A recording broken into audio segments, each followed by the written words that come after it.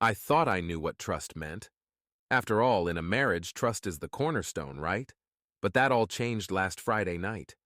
It was supposed to be a casual evening out with friends at a local bar, a chance to unwind, have a few laughs, and forget about the work week. I was looking forward to it.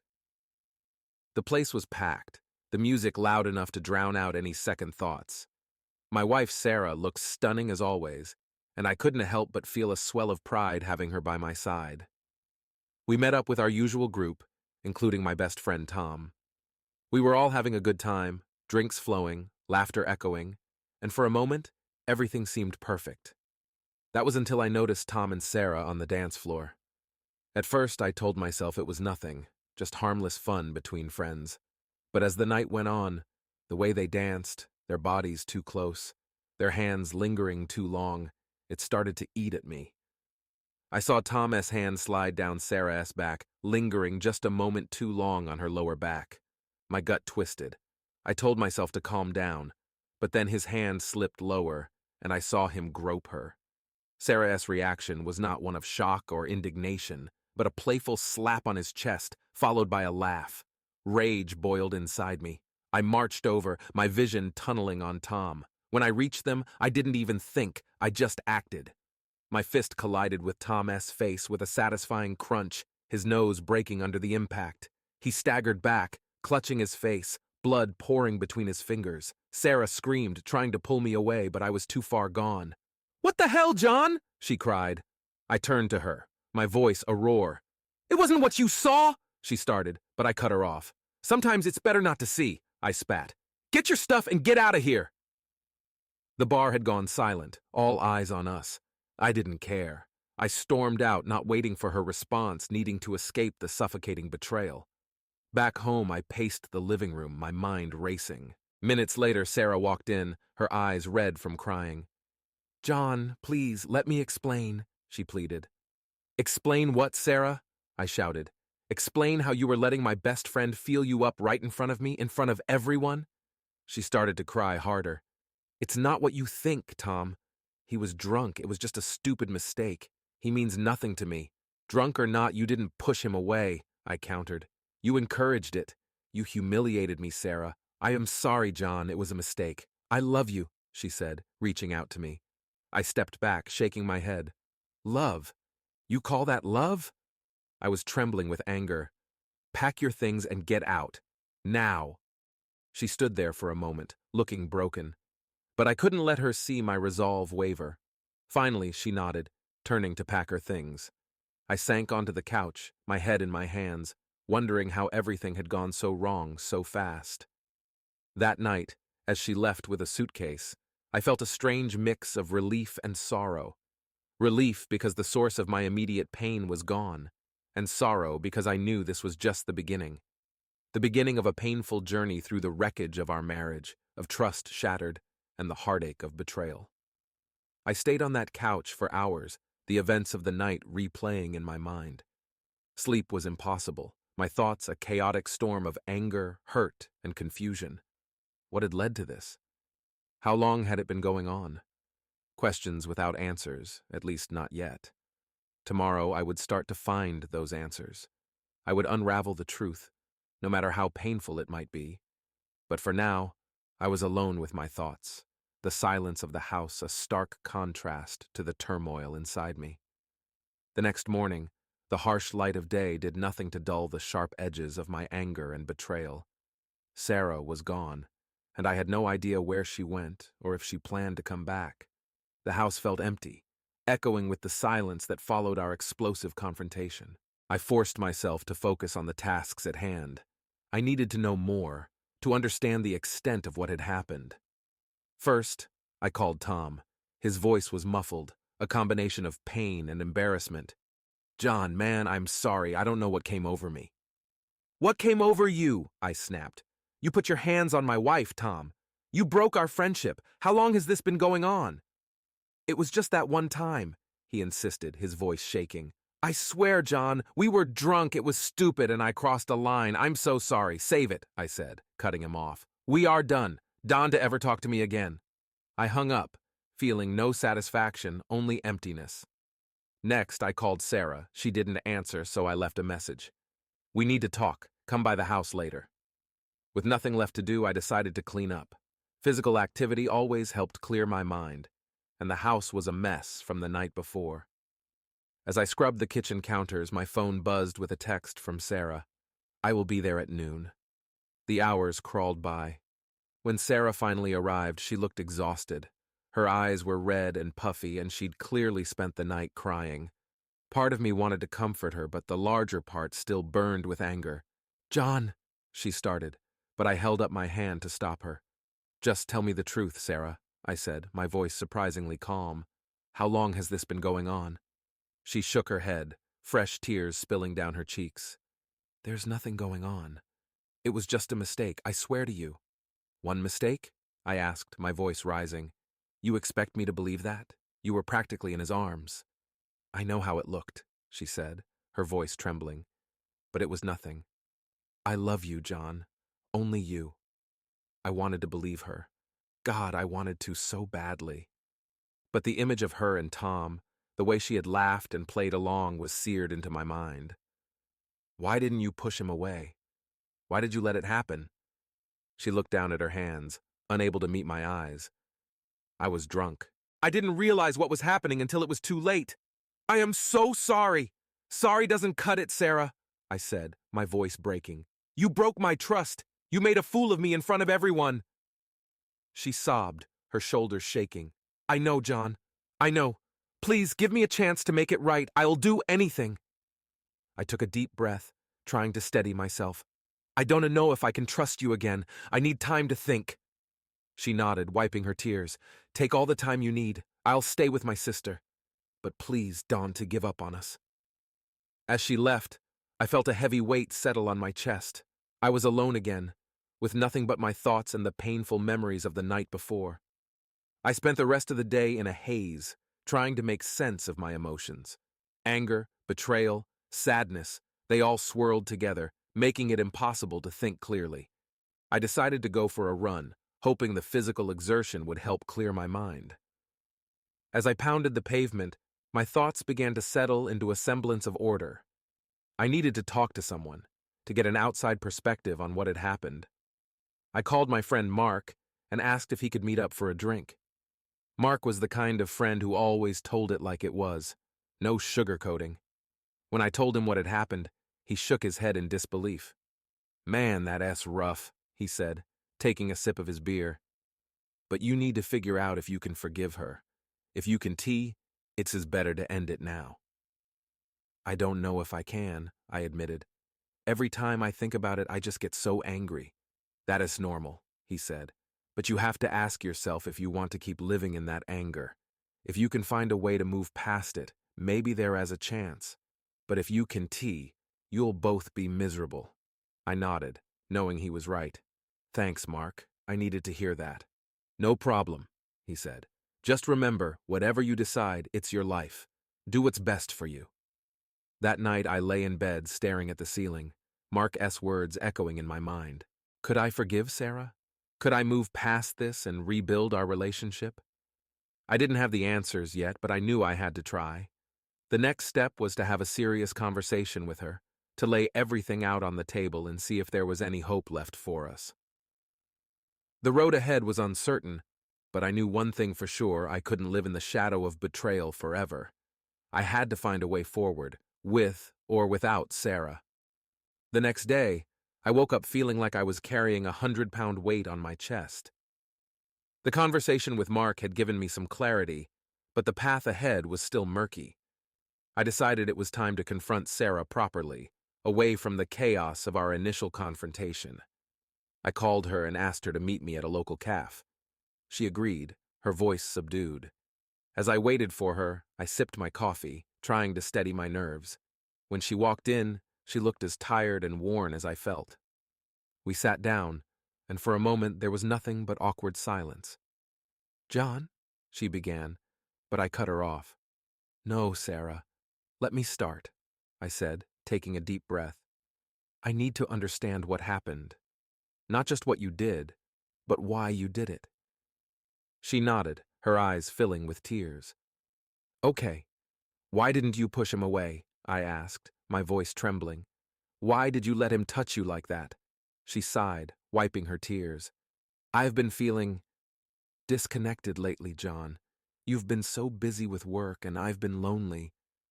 Tom was there, he listened, and I let myself get carried away. Disconnected? I repeated, feeling a pang of guilt. Why didn't you talk to me about it? Why did you turn to him instead of me? I tried, she said, her voice breaking, but you were always so preoccupied, and I didn't want to burden you with my feelings. It was easier to talk to Tom, but I see now how wrong that was. I sat back, absorbing her words. She was right, I had been distant, focused on work and not on our relationship, but that didn't excuse her actions. So you were feeling lonely, and Tom was there, but that doesn't explain why you let it happen. She looked down at her hands, twisting them nervously. I don't know. I guess I was just craving attention, and he gave it to me. But it didn't mean anything. I swear, John, it was a one-time mistake. I wanted to believe her, but the image of them together haunted me. How can I be sure? How can I trust you again after this? She reached across the table, grabbing my hand. I'll do whatever it takes to earn back your trust. Counseling, therapy, whatever you want. Just give me a chance. I looked into her eyes, seeing the sincerity and desperation there. Maybe we could work through this. Maybe with time we could rebuild what was broken. Okay, I said finally, but it's going to take time, and it is going to be hard. She nodded, a glimmer of hope in her eyes. I know, and I am ready for that. We decided to start with couples counseling. It was a step in the right direction, but the road ahead was still long and uncertain. I called a counselor that afternoon and made an appointment for later in the week. In the meantime, I decided to focus on myself as well. I needed to find a way to deal with my anger and hurt. I joined a gym, hoping that physical activity would help clear my mind. I also reached out to a therapist, someone who could help me navigate the emotional turmoil I was going through. The first session with the couples counselor was tough. We laid everything out on the table, all the pain, the betrayal, and the loneliness. The counselor, Dr. Miller, was calm and patient, guiding us through the process. Trust is the foundation of any relationship, she said, and once it's broken, it takes time to rebuild. But it can be done, with effort and commitment from both sides. Sarah was willing to put in the work, and so was I. But it wasn't easy. There were days when I felt like giving up when the anger and hurt seemed too overwhelming. But I kept going, for both of us. In the midst of all this, I had a surprise visit from Tom. He showed up at my door looking remorseful and nervous. "John, can we talk?" he asked, his voice shaky. I considered slamming the door in his face, but I stepped aside, letting him in. "What do you want, Tom?" He took a deep breath, sitting down on the couch. I wanted to apologize again. What I did was wrong, and I have been beating myself up over it. I value our friendship, John. I am so sorry I hurt you. I sat down across from him, my anger simmering just beneath the surface. You didn't just hurt me, Tom. You betrayed me. You betrayed our friendship. I know, he said, his eyes filled with regret. And I don't expect you to forgive me, but I needed you to know how sorry I am. We sat in silence for a moment, the weight of his words hanging in the air. I don't know if I can forgive you, I said finally, but I appreciate the apology. He nodded, looking relieved. I understand. If you ever want to talk, I am here. After he left, I felt a small sense of closure. The wound was still there, but at least it was beginning to heal. Sarah and I continued our counseling sessions, slowly but surely working through our issues. It was hard, and there were days when it felt like we were making no progress at all. But there were also moments of hope, moments when I could see a future for us. One night, as we lay in bed, Sarah turned to me, her voice soft. Do you think we'll ever be okay again? I looked at her, seeing the woman I fell in love with all those years ago. I don't know, I said honestly, but I think we have a chance, and that's worth fighting for. She nodded, a small smile playing on her lips. I am willing to fight if you are. I took her hand, squeezing it gently. Then let us fight. Together. The road ahead was still uncertain, but at least we were walking it together. And for now, That was enough. The next few weeks were a whirlwind of emotions and efforts to rebuild what had been shattered. Sarah and I continued our counseling sessions with Dr. Miller, who guided us through exercises designed to rebuild trust and improve communication. It wasn't easy, but we both committed to the process. One afternoon, as I was leaving a particularly intense session, I ran into Mark. He had always been my go-to friend for advice and support, and seeing him now was like a breath of fresh air. We decided to grab a coffee and catch up. "So how's it going?" Mark asked, his eyes full of genuine concern. I sighed, stirring my coffee absent-mindedly. "It's hard, man. Some days I feel like we're making progress, but other days it feels like we're just going in circles." Mark nodded. "That is normal. Rebuilding trust takes time, but it sounds like you are both putting in the effort." "Yeah," I said, feeling a bit more hopeful. "We are. I just hope it asks enough. Have you thought about taking a break?" Mark suggested, "just to clear your head and get some perspective." I frowned. "A break? Like a separation?" No, he said quickly. "Not like that. I mean a short trip just to get away from everything for a bit. It might help you both to see things more clearly." I considered his suggestion. A change of scenery could be just what we needed. "That's not a bad idea," I admitted. "Maybe a weekend getaway or something?" "Exactly," Mark said with a smile. "You both need a break from the stress. Just think about it." That night, I brought up the idea to Sarah. We were sitting on the couch watching TV, but neither of us was really paying attention. The tension between us was palpable. "Hey," I began, turning to face her. "I was talking to Mark today and he suggested something. What do you think about taking a short trip, just to get away from everything for a bit?" Sarah looked surprised but interested. "A trip? Where would we go?" "I don't know," I said, shrugging. "Maybe a cabin in the mountains? Somewhere quiet where we can just relax and focus on us?" A small smile tugged at her lips. "That sounds nice. I think it could be really good for us." We spent the next few days planning the trip. We found a cozy cabin in the mountains, perfect for a weekend getaway. As we packed our bags, I felt a flicker of excitement.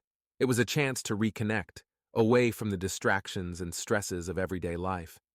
The drive to the cabin was filled with comfortable silence and occasional small talk.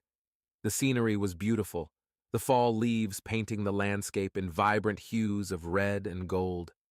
By the time we arrived, I felt a sense of calm that had been missing for weeks.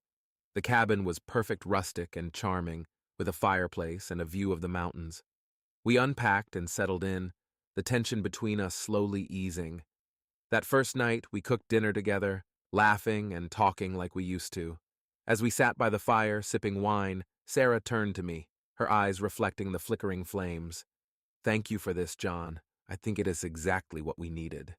I nodded, feeling a warmth spread through me. "Me too. It's nice to just be us for a while." We spent the next day hiking and exploring the area. The fresh air and physical activity did wonders for my mood. As we walked, we talked about our hopes and fears, our dreams for the future. It felt good to reconnect, to remember why we fell in love in the first place. That evening, as we sat by the fire again, Sarah took my hand. "John, I know it's going to take time, but I am committed to us. I love you, and I am willing to do whatever it takes to make this work." I squeezed her hand, feeling a glimmer of hope. "I love you too, Sarah, and I am willing to fight for us." The rest of the weekend passed in a blur of quiet moments and deep conversations. By the time we headed home, I felt a renewed sense of purpose. We weren't out of the woods yet, but for the first time I felt like we had a real chance. Back in our everyday lives, we continued our counseling sessions and worked on rebuilding trust. It wasn't always easy, but the trip had given us a new perspective and a renewed commitment to each other. One evening, as we were getting ready for bed, Sarah turned to me. "John, I've been thinking. Maybe we should try something new together. Something that we can both enjoy and that will bring us closer." "Like what?" I asked, intrigued. "How about a dance class?" she suggested. "I've always wanted to learn how to dance, and it could be something fun we do together." I hesitated for a moment. Dancing wasn't exactly my thing, but I saw the hopeful look in her eyes and decided to give it a try. "Sure, why not? Let's do it." The next week, we signed up for a beginner dance class. It was awkward at first, but we quickly found our rhythm. It was a new way to connect, to move together and enjoy each other's company.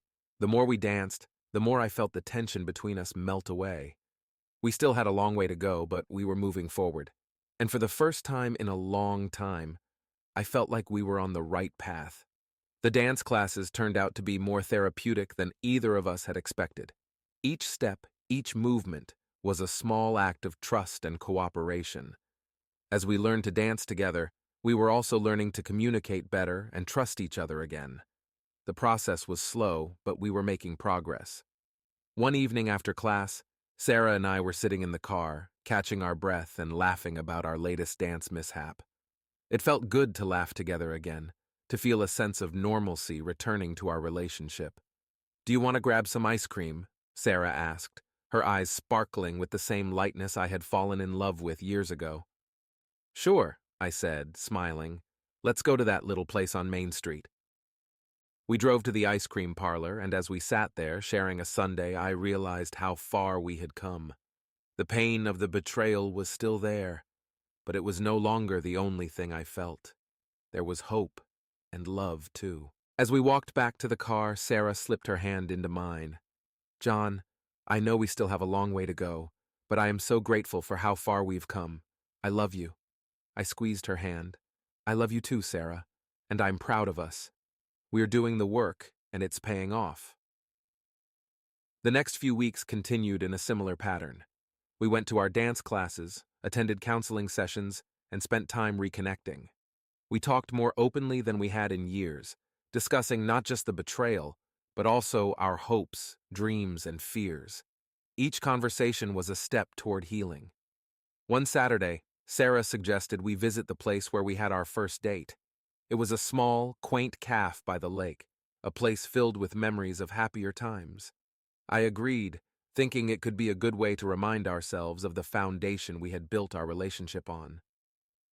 As we sat at our old table, looking out at the serene water, Sarah took a deep breath. "John, there's something I need to tell you. It's been weighing on me, and I can't move forward without being completely honest." My heart skipped a beat. "What is it, Sarah?" She looked down, her hands trembling slightly. "There is more to what happened with Tom. It wasn't just a one-time thing." The words hit me like a punch to the gut.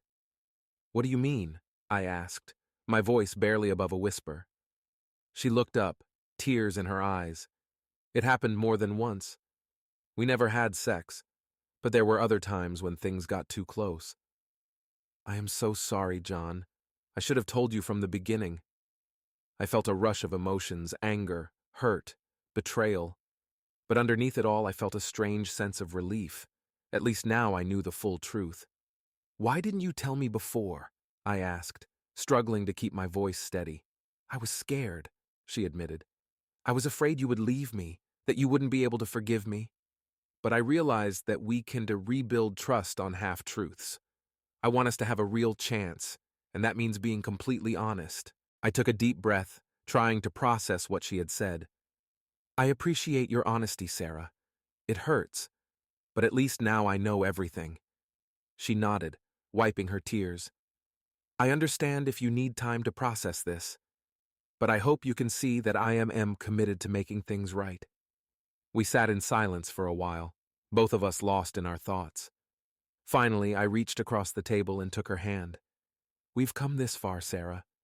I'm willing to keep trying if you are." Her eyes filled with gratitude. "Thank you, John. I promise, no more secrets, no more lies." As we left the cafe, I felt a renewed sense of determination. It wasn't going to be easy, but I was willing to keep fighting for our marriage.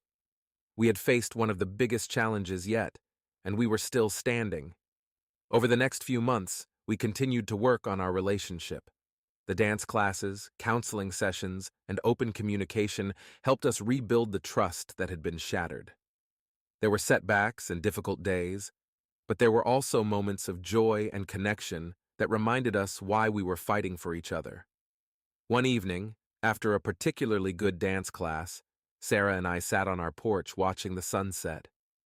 "John, I've been thinking," she said, her voice soft. "Maybe it's time we start planning for the future again. I know we've been focused on healing, but I think it's important to also look forward. I smiled, feeling a warmth spread through me. I agree. What do you have in mind?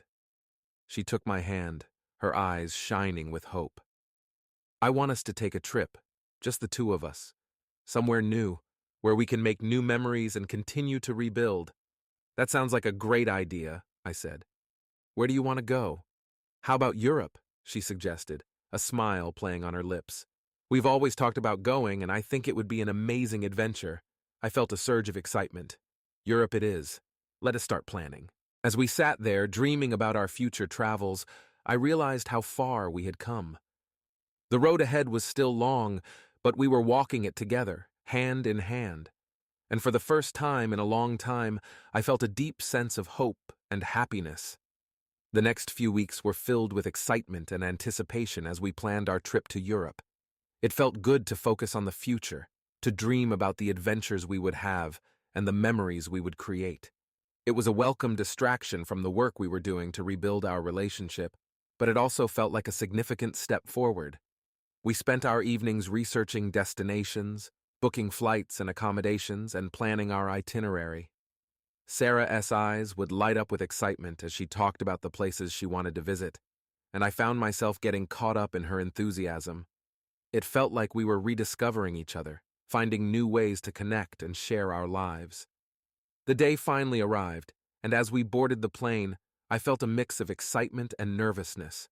This trip was more than just a vacation.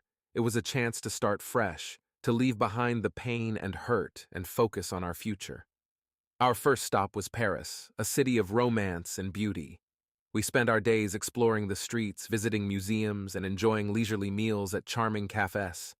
There were moments of pure joy, like when we stood at the top of the Eiffel Tower, looking out over the city, or when we shared a crepe from a street vendor, laughing as powdered sugar dusted our noses.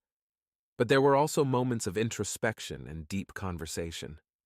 One evening, as we sat by the Seine watching the boats glide by, Sarah turned to me, her expression serious. "John, I want to thank you for giving us this chance," she said softly. "I know it hasn't been easy, and I'm so grateful for your patience and understanding." I squeezed her hand, feeling a lump in my throat. "We are in this together, Sarah. I love you, and I want us to be happy." She smiled, her eyes shining with tears. "I love you too, John, more than anything." Our next stop was Rome, a city steeped in history and culture. We marveled at the ancient ruins, wandered through narrow cobblestone streets, and savored delicious Italian cuisine. Each day felt like a new adventure, a chance to explore and experience something new together.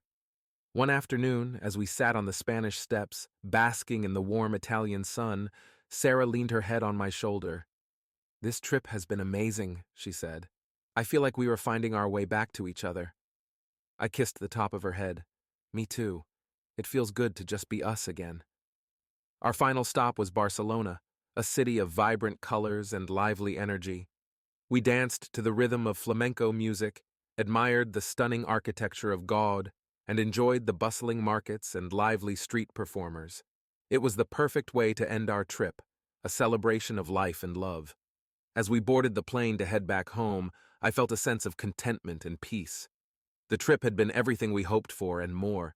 It had given us a chance to reconnect, to dream about the future, and to start healing the wounds of the past.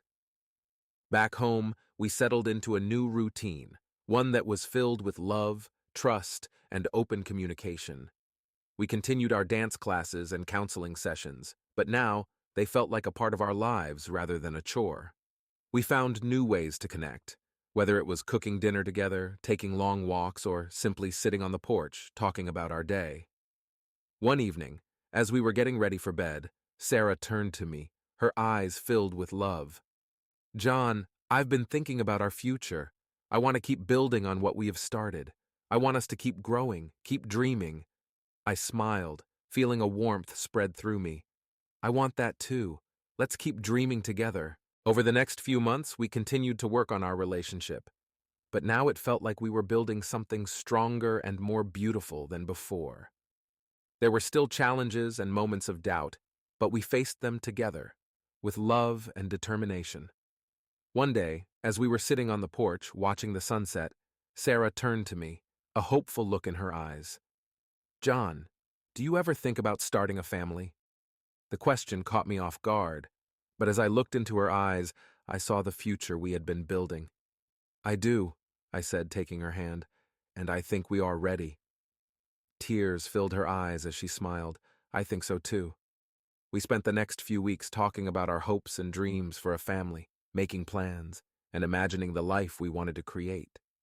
It was another step forward, another way to deepen our connection and build a future together. As the days turned into weeks and the weeks into months, we found a new rhythm, a new sense of purpose and joy. We had faced one of the biggest challenges of our lives and come out stronger on the other side. Our love had been tested, but it had also been renewed and deepened. One evening, as we sat on the porch, watching the stars come out, I turned to Sarah, feeling a deep sense of gratitude and love. "Thank you for not giving up on us," I said softly. She smiled, her eyes shining with love. "Thank you for fighting for us." "I love you, John." "I love you too, Sarah. Always." As we sat there, hand in hand, I knew that our journey was far from over. There would be more challenges, more moments of doubt, but there would also be more love, more joy, and more dreams to chase. And we would face it all together, with love, trust, and an unbreakable bond. With our relationship back on track, Sarah and I decided it was time to take the next big step, starting a family. The decision felt right, like the natural progression of our renewed commitment to each other. We were both excited and a bit nervous, but mostly we were filled with hope for the future. We began preparing for this new chapter in our lives. We read books about parenting, attended classes, and even started making changes to our home to make it more child-friendly. It was an exciting time, filled with anticipation and dreams of the life we were building together. One evening, a few months later, Sarah came home from work with a radiant smile on her face. I knew immediately that she had news. "John," she said, barely able to contain her excitement, "I am pregnant." The words took my breath away. I pulled her into a tight embrace, feeling tears of joy prick at my eyes. "This is amazing, Sarah. I'm so happy." The months that followed were a whirlwind of preparations and shared excitement. We decorated the nursery, picked out baby names, and spent countless hours imagining our future as parents. It felt like every moment brought us closer together, reinforcing the bond we had worked so hard to rebuild. As Sarah's pregnancy progressed, we continued to attend counseling sessions, ensuring that we were both emotionally prepared for the changes ahead. Dr. Miller helped us navigate the complex emotions that came with this new phase of our lives, and we emerged stronger and more connected than ever. One sunny afternoon, we decided to take a walk in the park. Sarah's belly was round and prominent, a beautiful reminder of the life growing inside her. We strolled hand in hand, talking about our hopes and dreams for our child. "Do you think we are ready?" Sarah asked, her voice filled with a mix of excitement and nervousness. I smiled, squeezing her hand. "We've come a long way, and we've faced so much together. I think we are as ready as we can be, and we'll figure out the rest together." She leaned her head on my shoulder. "I love you, John. I am so grateful for this second chance, for everything we've been through. I love you too, Sarah, and I'm grateful for you, for us."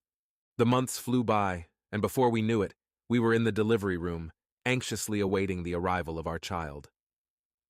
The labor was long and intense, but Sarah was incredible, her strength and determination shining through every moment. Finally, our baby girl was born, her cries filling the room. The moment I held her in my arms, I was overwhelmed with love and awe.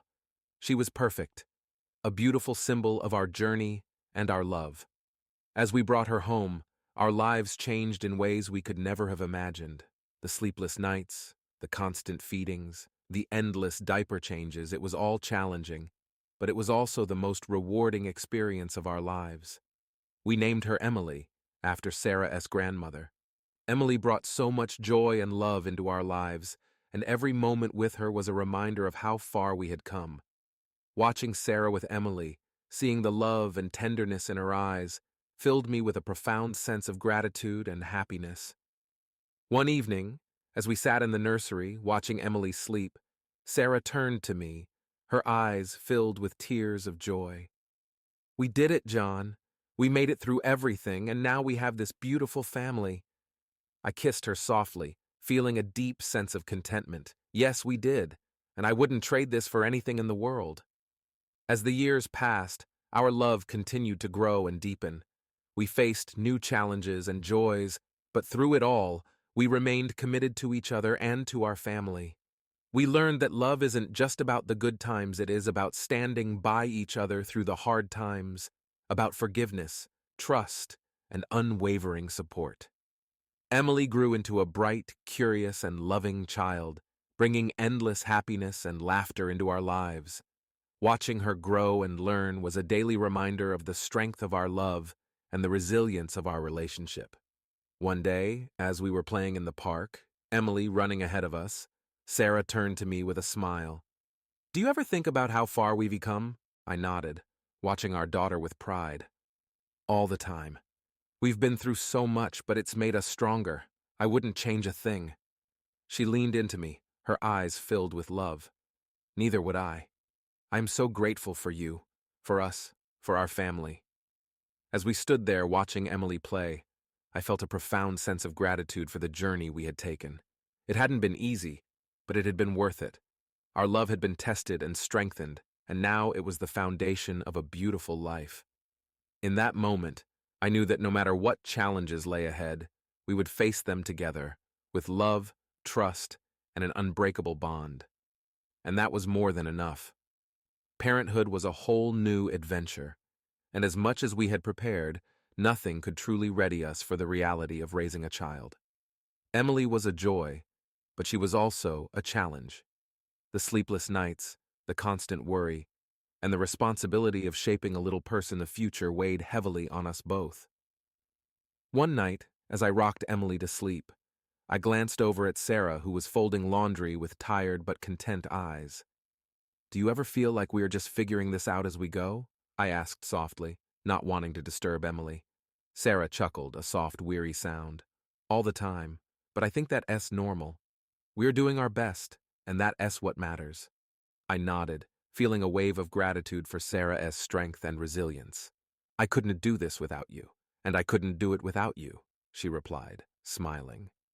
As Emily grew, so did our confidence as parents. We found our rhythm, and our love for each other and our daughter deepened with every passing day. But it wasn't always smooth sailing. Balancing work, parenting, and maintaining our relationship was a constant juggling act. One particularly stressful week, I found myself snapping at Sarah over something trivial. "Why can't you just pick up after yourself?" I grumbled, frustration bubbling over. Sarah looked hurt, but she took a deep breath and replied calmly, "I'm doing my best, John. We both are. Let's not take our stress out on each other." Her words hit home, and I immediately felt guilty. "I'm sorry, Sarah. You are right. I am just tired and stressed." She walked over and hugged me. "I know, we both are. But we need to remember we are a team." From that moment on, we made a conscious effort to support each other more, to communicate openly about our stresses and frustrations. We also made sure to carve out time for ourselves, even if it was just a few minutes each day to talk and reconnect. One evening, after putting Emily to bed, we sat on the porch with a glass of wine, the cool breeze a welcome relief from the summer heat. "I have been thinking," Sarah said, breaking the comfortable silence. "Maybe we should plan a date night, just the two of us." "It's been a while." I smiled, the idea of a night out with Sarah sounding perfect. I love that. Let S do it. We arranged for Sarah's sister to watch Emily, and the following Friday, we went out for dinner at our favorite restaurant. It felt like old times, just the two of us, laughing and talking without the interruptions of parenthood. As we walked hand in hand back to the car, I realized how much I had missed these moments. "We should do this more often," I said, squeezing her hand. Sarah nodded, her eyes shining with happiness. "Yes, we should. It's important to take time for us."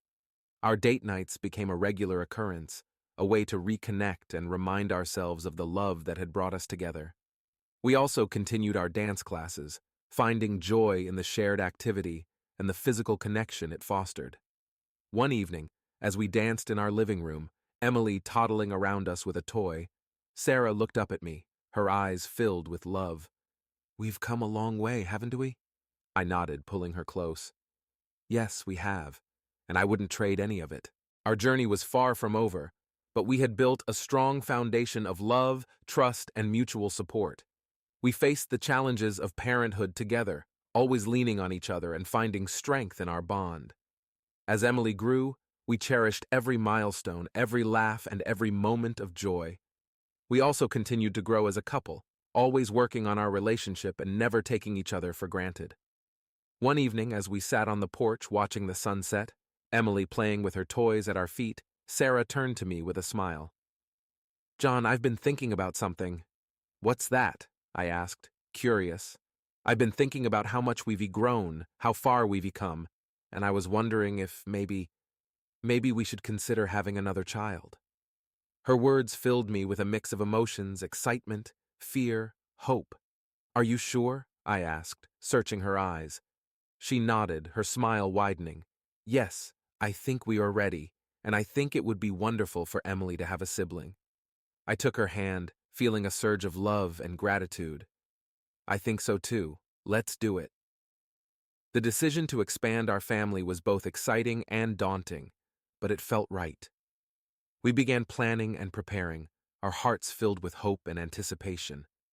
A few months later, Sarah told me the news with a radiant smile. "John, we're having another baby." Tears of joy filled my eyes as I pulled her into my arms. "This is incredible, Sarah. I am so happy." As we navigated this new chapter, we faced it with the same love, trust, and mutual support that had carried us through so many challenges before. Our family grew, and with it, our hearts expanded to hold even more love and joy. We weren't perfect, and our journey wasn't always easy, but we faced it together, always stronger for the challenges we overcame. And as I looked at our growing family, I knew that our love was the foundation upon which we had built a beautiful, resilient, and joyous life. And for that, I was profoundly grateful. The months of Sarah's second pregnancy flew by, a mix of excitement and the familiar challenges of preparing for a new baby. We continued to support each other, our bond growing even stronger as we navigated this new chapter. Emily was thrilled about becoming a big sister, and her excitement was infectious. One evening, as we sat in the nursery, putting the finishing touches on the room, Sarah looked at me with a serene smile. "I can't believe we were doing this again. It feels different this time, doesn't it?" I nodded, smiling back at her. "It does. We are more prepared, more grounded, and we have Emily to share it with." As the due date approached, we made sure everything was ready for the baby's arrival. We had a few false alarms, but finally the day came when Sarah went into labor for real. The experience was just as intense and emotional as the first time, but we felt more confident and ready. Our son Jacob was born on a sunny afternoon. Holding him for the first time, I was overwhelmed with love and gratitude. He was perfect, a beautiful addition to our family.